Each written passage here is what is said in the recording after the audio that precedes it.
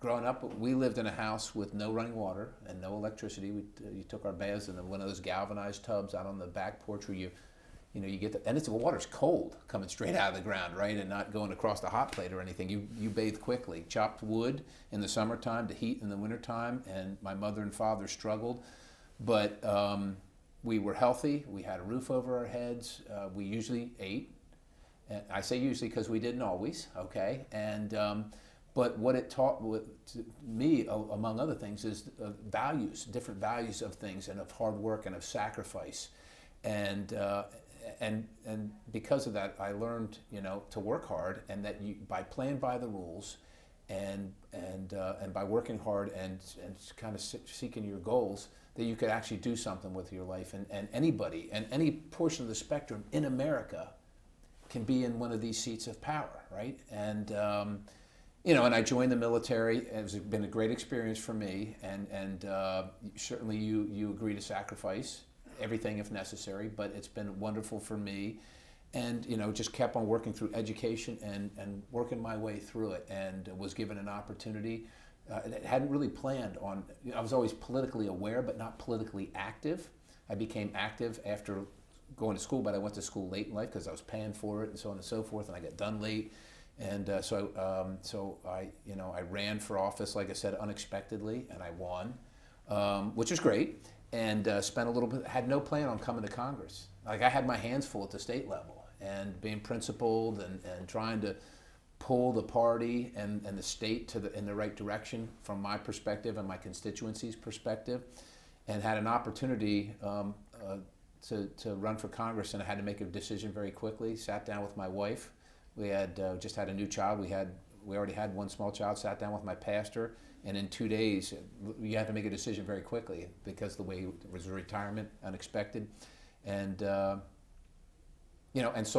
out and sold my apples. And I'd like to think sometimes that you can give hope to people that think that you are relegated to some kind of class or some kind of circumstance in America that is objectionable to you. You are not relegated to it, but it is your choice. America provides everything if you go get it. What transforms normal people who come here and become something that we can't quite recognize on the outside? I think you can get caught up in what happens here, and that's a daily fight. You must remember where you came from, and you must remember who brought you to the dance, and that puts you in a bad position on a regular occasion. And sure, you have to pick your battles, but you have to have a foundation if you come, and be true to your foundation. And if you're not, I pretend bad things for your personal life and your professional life.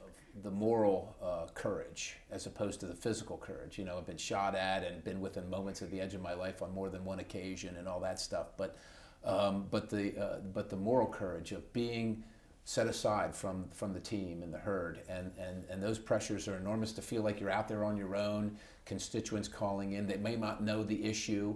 And again, you have to have a foundation and know that you're heading in the right direction, and a little bit of divine intervention doesn't help either. Seeking some solace in your Heavenly Father, it soothes your soul, and know that you're on the right side of things. So what are the biggest threats to America right now to stay prosperous, free? We have internal threats, and we have, of course, external threats. Internal threats include, I think, our fiscal situation, the exceptional, unrelenting, and unacceptable debt load that we carry, and the fact that we have no stomach to really do anything about it in a meaningful way. I see that as a problem. I see our quickly evolving culture, and because I think quickly is the key. I think when you go too far too fast, you don't realize the consequences of the subtleties and the lack of standards and leadership, and why we have some of the things that we have and what happens when we don't have them. And then, of course, the existential threats, whether it's Russia, whether it's China, whether it's ISIS, and our foreign policy or lack thereof, lack of strategies, and then the things that the second order or third order effects that happen not only today but years in the future, that affect not only me but my mother and my children. And I know it's not politically correct to talk about this religion that is so hooked up with its politics. It's one and the same. It's different than other religions that have had their reformation. But because we live in this culture of political correctness, we can't even have an honest conversation about what's literally coming. It's not, we're importing these ideas and this ideology to our country, and then they're using our own system against us, and we're turning our face from it. So you have that. And then you have the debt where, look, we might want to defend ourselves. We might even want to be an aggressor in a military action that we see as appropriate for the United States. We can't afford to. We literally can't afford to defend ourselves anymore because of our fiscal situation. Yet, the Constitution says provide for the common defense, provide for. There's no gray area. You can promote the general welfare, but your first duty, if you have a choice, is to provide for the common defense, right? And under this administration, the one thing we're willing to cut is providing for the common defense. Okay, Benghazi, is that a big deal? It is a big deal. You don't send people into harm's way with them having the lack of confidence that their government will stand behind them and be there for them in times of trouble. Because if you do, let's look at Iraq right now, when the president is going to send more advisors and he's going to ask for more money to train Iraqi soldiers. They can be the best trained people in the world. They can have every skill and every tool. If they don't have it in their heart, if they don't have the will to fight for something that they believe in, not all of the training and all the equipment in the world doesn't matter. And if you know that your government is not, if your people, if your cause is not going to stand behind you when you take an oath to give all, your last full measure, people are going to be reluctant to give their last full measure. It's a lot to ask. We have less and less people willing to serve, less than 1% willing to serve, and yet the government's willing to send people out on missions that they don't know what the resolution, they don't know what the outcome, they don't know what the end game is. You got to wonder, why would young people subject themselves to this? This is the culture that we're creating. But there's a pall of mistrust over the government, and it comes in stages, but certainly Benghazi is one of those things where literally lives were lost. And when we hear the Secretary of State say, at what point does it doesn't matter at this point. It does matter. It matters to those families. It matters to people that are willing to serve. And the truth must be known. We must know why they gave their lives. And if they gave their lives for the sake of a video, we must know that. But if they didn't, we must know that too. And once you start duping the public, then the public starts wondering, what else are you lying about? And once we lose trust in our government, whether it's the IRS or whether we should be policing different ways or anything, you can't be nimble, you can't be quick, you can't get things accomplished, and you can't move together as one country, as one people. You're not moving together. There's nothing that brings you together if you're at this point of mistrust, and that's only one portion of mistrust, one chink in the armor, but it's a big one because people lost their lives. And we listen to the Secretary of State say, well, these people potentially are culpable because of the decisions they made or the things they did or didn't do, but I can't do anything about it because there's no provision.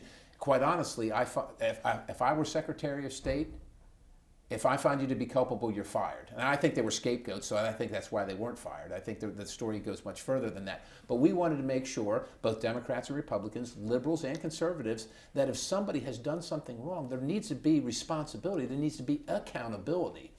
Especially, again, it's the loss of life. There is no higher a cost. And you're telling me, if you believe in your heart that these people caused these other people to lose their lives, and you can do nothing about it, what can you do in the government if you can't do that? We fire people? Somebody fires somebody at a convenience store for not locking the door when they leave at night, or for giving their friends a 5-finger discount or something like that. Somebody lost their lives and you can't do anything about that? This is America. Right, we did pass the bill to give them the ability to fire the people that are culpable. Why did you come down in favor of the doc fix? Oftentimes, as you know, members of Congress are given a choice between bad and nearly as bad.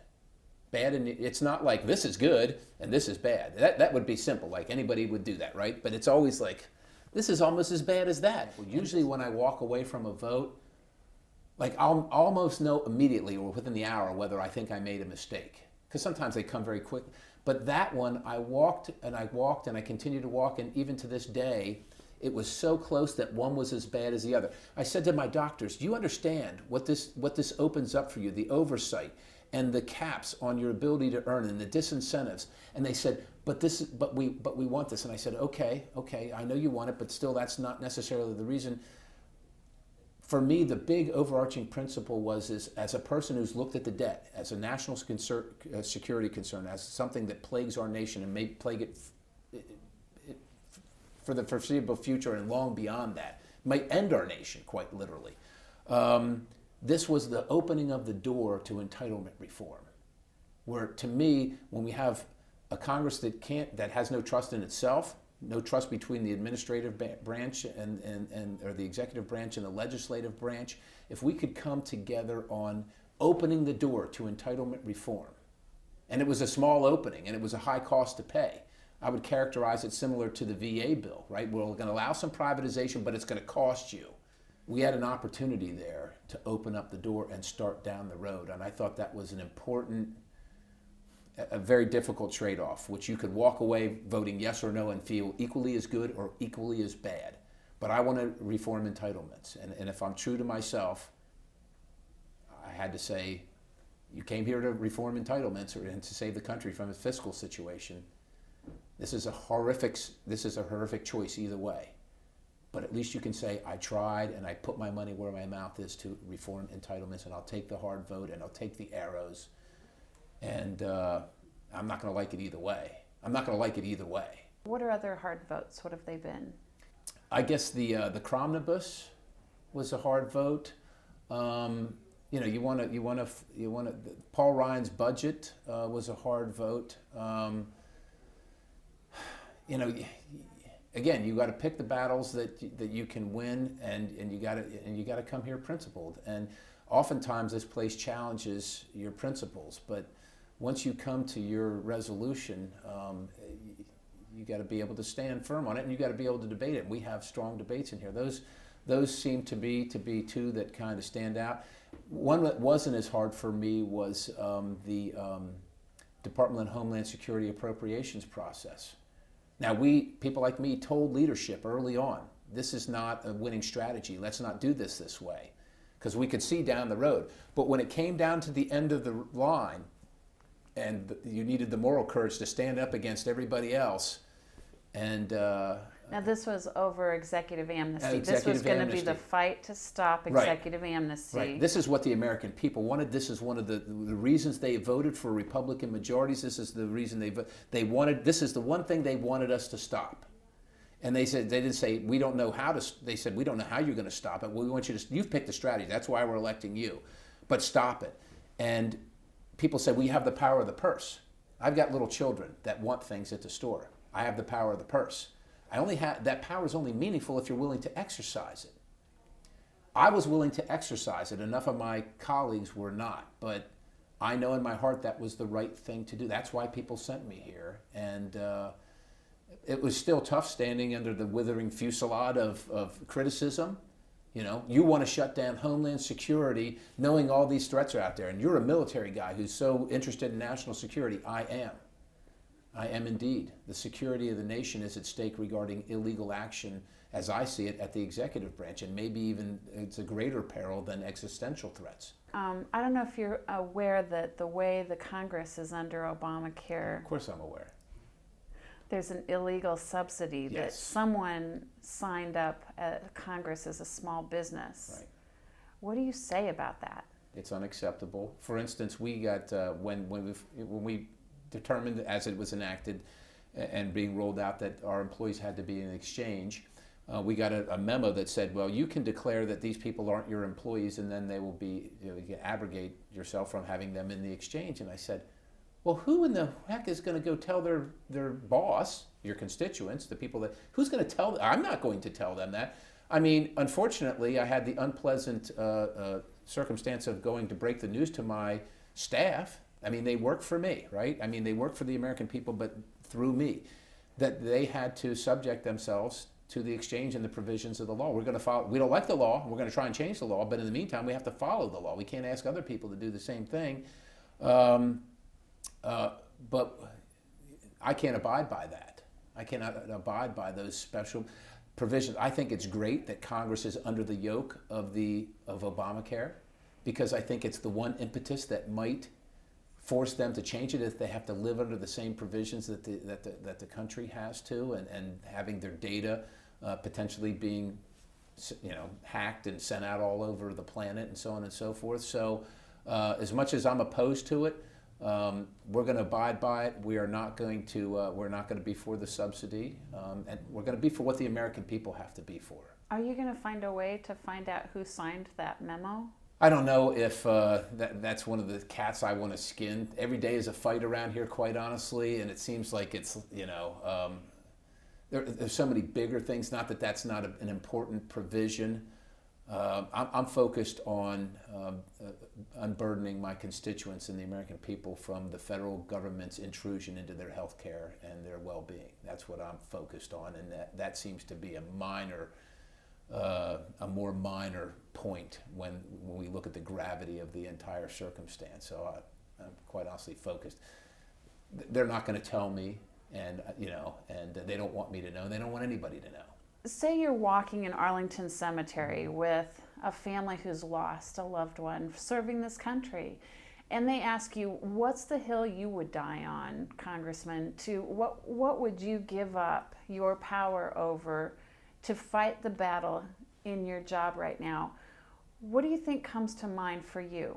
On the spending, on national security, on going to war, on the authorization of the use of military force where the president actually wants to pull back his authority, those type of things, they are worth the fight, absolutely, every day. My problem around this place is that I tend to want to get into every fight. Right, and there's also one of the tenets of warfare is the economy of force. You must preserve yourself to fight another day, and you got to be mindful of that as well. But I almost look at every single battle as worthy of the effort, including being one of only 6 that voted against the last bill. And they said, "Well, look, it's just the sense of Congress." I said, the sense of Congress will come with the bill next, because if that's your sense, why aren't you paying for it? And then after it comes with the bill, it'll be, well, why don't you regulate it? The federal government should not be involved in local policing. And that's just one example of a vote that you go to the floor and everybody thinks it's just a vote on this. We can vote yes and keep on having our conversation. Every single one of these times is an opportunity to defend your country and your Constitution. The founders pledged their lives, their fortunes, and their sacred honor. Think about that. Their sacred honor was right up there with their lives and their fortune. And these are people of means. These were the people of means. And they knew when they signed their name, that was essentially a death sentence if it went incorrectly. And for most of them, it was anyhow. It just took a while for us to reap the benefit of what they did. But for them, there wasn't much benefit. In that, I've been wonderfully blessed by the nation, and I've taken an oath on several occasions to uphold and defend the Constitution of the United States, and I take that very seriously, and that means with your life.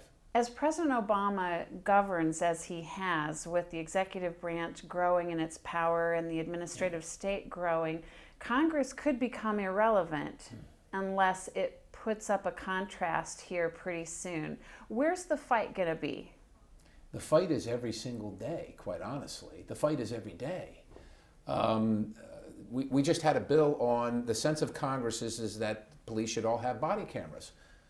Well, first of all, once it's the sense of Congress, is the funding going to follow the sense of Congress? And what about FOIA requirements? And do I just come into your house with a camera on, and then can some other person pick that video and YouTube it and send the interior of my home to the world? Those are issues that I think we don't realize. The small bits that get taken away every day from Congress, from our freedoms, and so we must be in the fight every day. Every single issue is another opportunity to say, is this the right thing? And is this what the framers envisioned? Of course, the big ones, the debt ceiling, budget, appropriations, those are continual issues. The Health Care Act and our response to that, depending on what the Supreme Court does.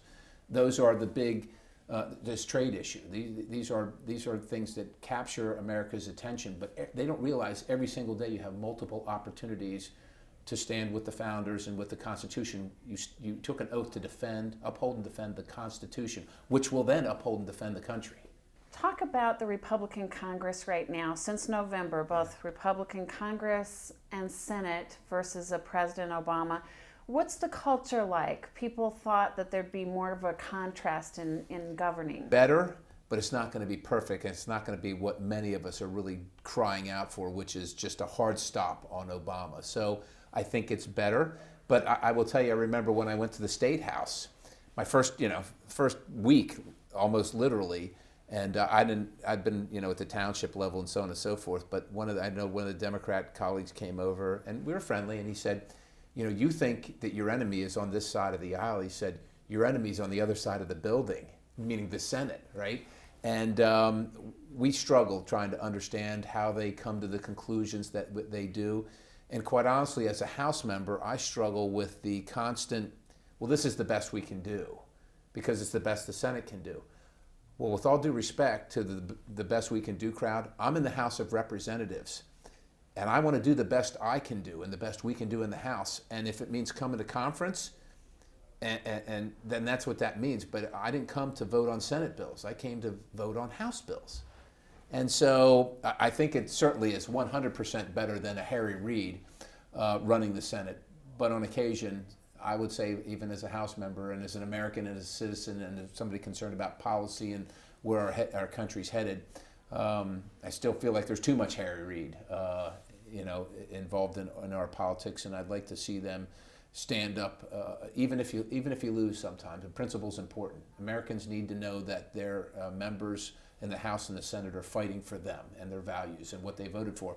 And there was a fairly overwhelming vote, not only in the House and the Senate at the federal level, but down ticket the whole way to your local, your municipal elections. And that's got to mean something, and we can't lose sight of that, because if we do, the voters won't lose sight of that. And so I think it's one of our jobs. One of the jobs as a House member is to keep reminding not only constituents, but just as importantly, if maybe not sometimes more importantly, our leadership of who got us here and why they sent us here.